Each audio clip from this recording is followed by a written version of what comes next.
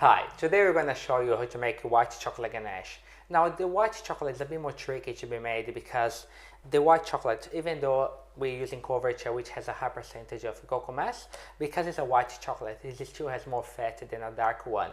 Therefore it's very easy to split. If you overheat in the microwave, you can actually split your chocolate ganache, and then it can be a bit harder to bring it back to normal.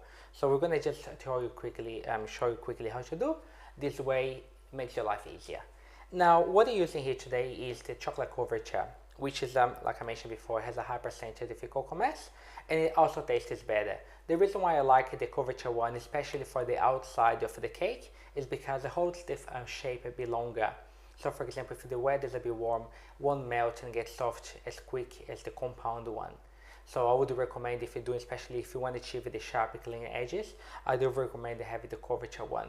For the compound one, you can use if you want it for the filling, if you like the flavor. Even, for example, if you're going to be flavoring a ganache with a raspberry jam or any other type of jam to give another flavor to your ganache, the compound one will be perfect for that, especially for filling. But for the outside, the couverture is the best one. It will give you a better result.